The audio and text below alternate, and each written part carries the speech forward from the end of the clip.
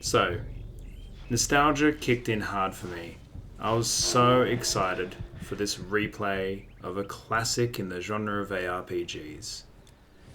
So, why didn't it hit as hard as it used to? The Well, discussion this is today is around Titan Quest. You just ruined my intro. well. I thought you were asking the question, and you kind of paused, and I'm then I'm like, asking the you know, audience. the audience, the people who can't reply.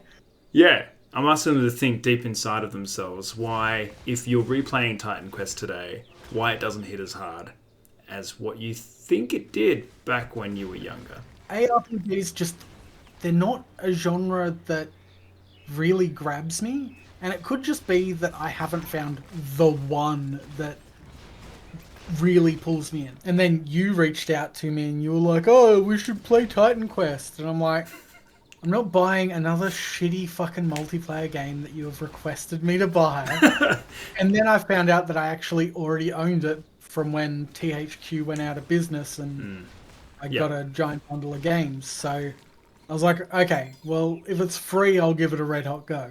One of the earliest signs that this game didn't feel right or didn't play right or just didn't, I don't know, it didn't seem to have aged well was that we stopped caring about loot almost immediately and we only picked up things that were of value to us. I think that was the first thing that dropped off the radar was like, okay, we don't need to pick up everything. Let's just pick up the things that are like actually valuable or that might I, be good. Even the first merchant I got to did not have a single thing that was not better than what I had already picked up. And I'd like to point out that at no point through this entire game did we find a legendary. I don't think. No, I I don't don't think think we so. found No. anything of like a legendary rarity. Yeah, I don't know if there's some trick And to it. Or like, I'm sure a bunch of diehard Titan Quest guys would be like, "Dude, you idiot! You meant to have activated the stone of like poop or something." But yes, the poop stone. yeah, the Why poop did we not stone. activate it? Damn it! It's But those damn yeah, hemorrhoids. Yeah, I definitely didn't ever feel like merchants were worthwhile. Like yeah, at most there was the merchants where you could like merge the stones and the scroll and that. That seemed sort of worthwhile, but it was so much of a pain in the ass chasing it that it actually made that payoff not not worth it by the worthwhile. end of the time you've spent on it. Yeah, yeah, Like if it was something that you just accumulated over time and then you could cash it in, that would be perfectly fine. But the fact that you have to go out and farm it to get more than one of them yeah. kind of made it like, okay, well, this, 5% bonus on pelvis shattering really Yeah, doesn't work. no, and by the Um, by the time you sort of I don't know, by the time we've actually finally managed to get all the prerequisites for one of those scrolls, it turned out to be not what you'd actually needed in the end anyway. So you ended up like sort of not needing it by the time we'd actually found all the yeah, components. and that's a bit of a problem in the design is that it sort of alludes to what it might be helping you with, but until you've actually got everything and you make it, it doesn't tell you what this like Yeah, yeah, and we weren't thing trying to, actually does. we were trying not to sort of like look up spoilers and stuff and just play through the game because I never finished it when I was younger either. So I was like, yeah, let's do it. I've never played this game really. So loot was kind of one of the first things that dropped off. After about level 8, no, I've actually written notes. I wrote 3. I'd basically given up picking up anything by that point, with the exception of gold, potions, and the random modification components. So they're like the essences and like dogs' penises and stuff like that. Like all of that stuff, I was still collecting at this point, thinking that I was probably going to put them to really good use. I think it was very shortly after that I realized that gold was useless because all you needed to buy was more health potions with it, and in your case, more No, mana to be potions. fair, yeah, we did end up spending a fair bit on those We potions. did. We needed money for the potions, but that's literally it. Like you never needed to buy anything else.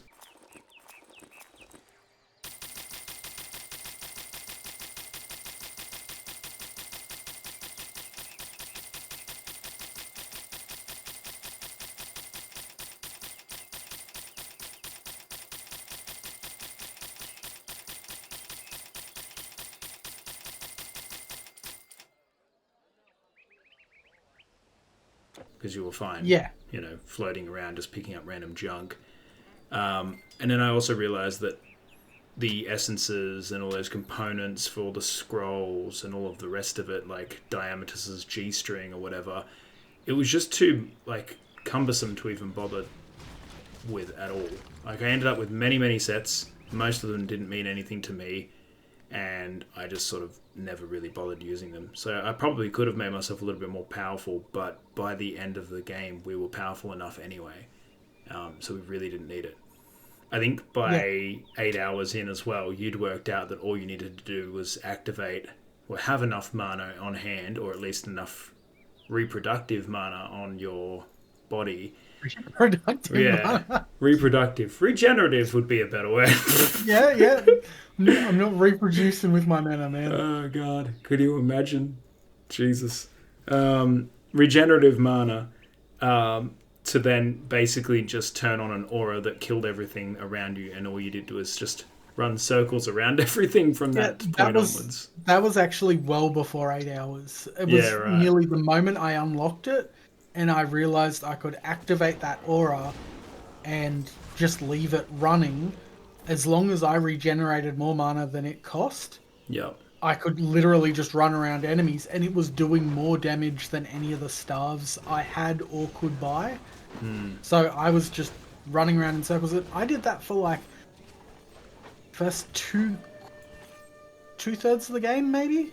Yeah. And it paid off until like really late game, and then by then it was just a matter of also summoning my big rock golem thing as well. Yeah. And then occasionally casting some spells. Yeah. I think it's not so much that the game is too easy.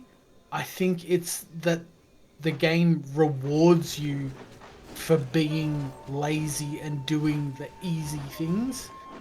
Because if I had sat there and tried to cast really cool fireballs and, I don't know, icicles shaped like my own ass or something like that, it wouldn't have the same effect as me just running around in circles, because most of the enemies aren't that good at spinning around and tracking you, except for some bosses. Yeah. And so I just spin around, and unless there are a horde of enemies pinning me, 9 times out of 10 I'm coming out on top with zero effort at all. Yep. So on bosses as well, another bit of a letdown. Even the final boss, I'm sure we're talking about especially this. The final boss. Yeah. I actually have a note. We beat the final boss our first attempt. Yep. And like the entire end game was just super anticlimactic. Yeah, it felt like they kind of mashed everything together by the end and were just like, yeah, see, look how far you've come. And it's like, yeah, okay, but all you're doing is showing us how similar all these enemies are and then giving us a really, really simple ending. We didn't even bother delving into the DLC, so we won't talk about that because we just really didn't want to. But the final boss of the actual original game was pretty big letdown. And, killing it one try, really not even sweating. Like, we were not even close to dead at any given moments, really. I don't know how they can diversify, but I know that other games have, the Diablo series, Path of Exiles in the world. There's so many other more interesting sort of dynamics that they could have went with, but it just seemed like they just threw a whole bunch of AoE stuff in there, and that was about it. Like, I don't know. Yeah, I feel like that with like a lot of the bosses. Like, it didn't feel like there was anything super special about a lot of bosses. Yeah. It's like, I think, oddly enough, the final boss was probably the most memorable. And it wasn't because it was difficult, it was just because of like the attacks it did involved me having to actually bother dodging out of the way and stuff like that. Like, it just had some things where I actually had to turn on my brain for 2 seconds, but not in like a actually challenged sort of way. It was like I just couldn't turn on my aura and autopilot the entire fight. And that was about it. I think people will also argue you can turn the difficulty up and all the rest of it, but I really found that the difficulty when you turned it up would just bump all of the HPs up. So it was the old school way of, let's make it harder by making everything have higher HP and hit harder. That was really about all I could say to compare. So yeah, and we've discussed this in Basement Discourse podcasts before, that just bumping, like just scaling enemies in like a just raw scale, like just giving them more health, more damage, is a really boring way to, like, it artificially makes the game more difficult. Whereas there are games like Half-Life that learn from your behaviors to enhance difficulty. yeah, Max Payne had some elements like that as well. But I would like to see in increased difficulty nuance in how AI works. And I don't know if this is something that's just stuck with ARPGs, or at least ARPGs of the time. Because we do have to remember that this isn't a new game. 100%. We're not comparing this to Path of Exile 2 or No, Diablo that's right. 4. Yeah, that's right. Yeah, it is very early in the years for these sorts of games, but reflecting on it, I just remember holding it to a higher standard than what I do today, unfortunately. Yeah, and I think it has this problem that I did see another reviewer talking about with regards to, of all games, Dino Crisis, in that AI behaves the same, even though each enemy is uniquely different. It doesn't actually really feel like you're fighting different enemies a lot of the time. Yep. There are some that are a little bit different, like basically there's wizards and melee, and that's pretty much it. Or Yep. ranged and melee is probably the better example. Yeah, I would say that. They yeah. either stand back and shoot at you, or they run up to you and attack you with weapons or claws or whatever. Yep. But it feels like the AI always works the same, so you can use the same strategy every single time, and it just works. And while this doesn't make Titan Quest a bad game, it does make it a boring game. 100%. I can't remember exactly what our finish time was on that game. Was it 20 hours? Yeah. 16.3 hours it took us. Okay, so 16 hours total. We did do a lot of side quests to start with, and obviously it dropped off by about, 12 hours in, because we realised that, well, less than 12 hours, we realised that we were wasting our time and we just wanted to sort of see it through to its end. So we didn't do every side quest, that's for sure, but they were very much the same. At least the first two areas we completely cleared. Yeah, we wiped it. Yep, for sure. Some side quests were interesting, sort of, but really the end of it is just walk through and clear basically everything out. Just wipe a whole place clean, and you're pretty much done. So I guess we've talked about all of the things that we've reflected on that were poor, somewhat, or Well, at least. there is one last thing that I would like to touch on. Okay. And this one is something that bothered me a lot. And I have noticed that with other ARPGs. So I want to know if this is just me not understanding some intrinsic ARPG thing or not. But the fixed camera. Now, I'm fine with the fixed camera. They do it in like survival horror games and, bullet hell games, all that sort of stuff. Fixed cameras can be fantastic. But my problem is that with Titan Quest, there were so many fixed camera moments where you couldn't go, like, it'd be a struggle to go into a cave or something because the cave would go at a weird angle and you'd technically be clicking on the wall rather than the path. And so then your character would just stand still. You're getting half murdered to death. And I'm like, fuck, I can't walk down a tunnel. Like, and then there were other times where it looked like there might be items or chests or something, and you'd walk down into like where the wall is elevated, and then you'd sort of be clicking on the wall to try and move around, and it felt like navigation in certain areas, because of that pseudo isometric view, it just felt clumsy. Yeah, And I'm I sure get it. I modern think ARPGs have fixed that, but yeah, it felt like I think that it's always a fixed camera, and I think that's I'll be the devil's advocate here, and one reason I find them helpful is for wayfinding. So I find once I've gone through a certain area, I can kind of remember the path by knowing the directions in which I took. So if you could move that camera around, suddenly your entire view of that world has now changed 90 degrees or 180 degrees, say, because you've flipped the camera or whatever. I do find that that becomes a little bit disorienting in games where you can move the camera. So I'm not actually against the idea of the camera being fixed, but they did need to iron out those creases where you just suddenly can't press things because they've tried to 3D walls and cave walls and all the rest of it to make it feel more immersive, having gone into a room and things like that. So yeah. it's a shit I fire. don't disagree with you. I Yeah, completely agree with your point because the fixed camera works. yeah. It's just It doesn't in this how case. the walls and areas of the map worked at certain angles Yeah, just felt fucked, and you'd kind of get stuck in areas, and that yeah. just kind of felt shit. Yeah, yeah, definitely gets a bit clunky around those. So we've talked about loot, we've talked about bosses, we've talked about enemies, sort of.